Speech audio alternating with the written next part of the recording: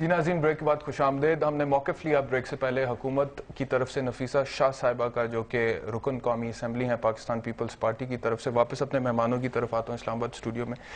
ظفر علی شاہ صاحب، آپ لائر بھی ہیں. یونائٹڈ نیشنز نے ایک کنونشن پاس کر دی، ہم نے اس کو سائن کر دیا کہ ہم لوکل لیول پہ قانون سازی بھی کریں گے، کرپشن کے خاتمے کے لیے لوٹی ہوئی دولت کی نشاندہی بھی کروائیں گے، لیکن ہم نے کیا ہی نہیں پچھلے 3 سال سے. انفارچونیٹلی یا فارچونیٹلی کچھ لوگوں کے لیے سوال میرا کچھ اور ہے. سوال میرا یہ ہے کہ بین الاقوامی سطح پہ عالمی برادری کے ساتھ ہم ایک کمٹمنٹ کریں کہ ہم یہ کام کریں گے، اور 3 سال سے وہ التوا کا شکار ہے. بین الاقوامی سطح پہ ہمارا کیا امیج جا رہا ہے اور نتائج کیا نکلیں گے؟ نتائج بھی بڑے اس کے خوفناک ہیں، اور امیج بھی میں آپ کو بتا دیتا ہوں. اور آپ کا وہ جو سوال تھا بی بی کو کہ جی کیا آپ بتائیں گے کہ آپ کی حکومت میں یہ دور، یہ چونکہ موجودہ جو ہے جس کا میں نے آج وہ بھی آپ کہتے ہیں کہ امیج ہمارا، امریکن فارن منسٹر نے، فارن سیکرٹری ہیلری کلنٹن نے یہاں آ کر اسلام آباد میں کیپٹل میں بیٹھ کر صدر پاکستان اور وزیر اعظم پاکستان کے بٹھا کر انہیں یہ کہا ہے کہ آپ اپنی کرپشن کو ختم کریں، کرپشن کو ریڈیوس کریں. یہ لفظ ہے اس کی. اس سے زیادہ اور بےزتی ہماری کیا ہوگی؟ اس کا مطلب یہ ہے کہ آج کی پولیٹیکل پاور ہے وہ انفارچونیٹلی میں نے اسے کہا، اس لیے کہا ہے.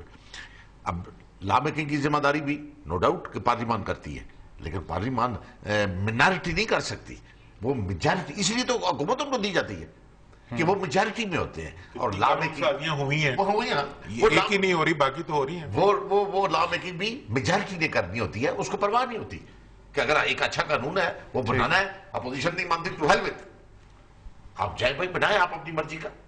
ٹھیک ہے، لیکن وہ نہیں بنا رہی. وجہ اس کی کہ وہ خود انوالو ہیں.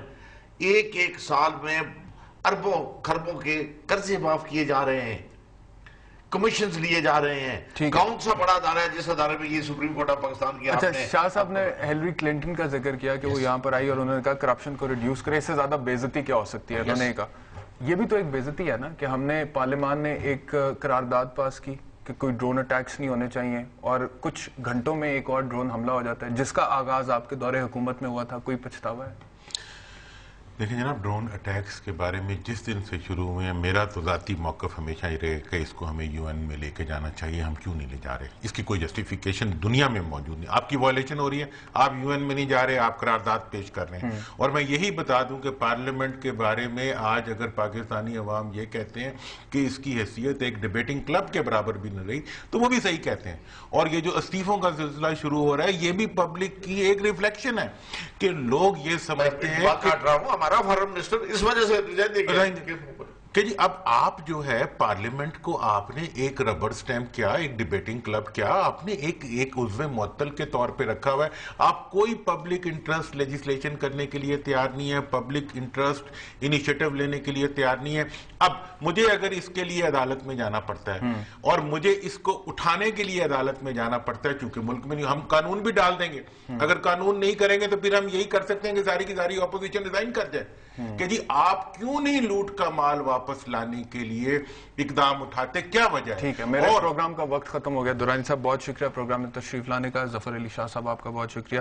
نفیسہ شاہ صاحبہ نے ہمیں جوائن کیا، ان کا بہت شکریہ. ناظرین، پروگرام کے اختتام پر صرف اتنا کہوں گا کہ جس طرح سے محمد علی درانی صاحب نے اپنی پٹیشن میں لکھا ہے کہ 500 ارب ڈالر پاکستان کی لوٹی ہوئی دولت بیرون ملک موجود ہے. میں نہیں جانتا کہ یہ فگر درست ہے یا نہیں درست ہے، لیکن اس میں کوئی شک نہیں ہے کہ پاکستان کی لوٹی ہوئی دولت بیرون ملک موجود ہے. اگر یہ پیسہ ہم واپس لے آتے ہیں تو نہ صرف ہم اپنے انٹرنیشنل ڈیٹس پے کر سکتے ہیں، بلکہ ہمارے وہ لوگ عام پاکستانی جو اس وقت بنیادی ضروریات زندگی کو ترس رہے ہیں، جن کے پاس پہننے کو کپڑا نہیں ہے، کھانے کو روٹی نہیں ہے، سر ڈھانپنے کو چھت نہیں ہے، ان کے مسائل ہم حل کر سکتے ہیں. اس وجہ سے ہمیں صرف احتساب کی خاطر نہیں، اپنے ان لوگوں کا معیار زندگی بہتر بنانے کے لیے بھی اس کو سیریسلی لینا چاہیے.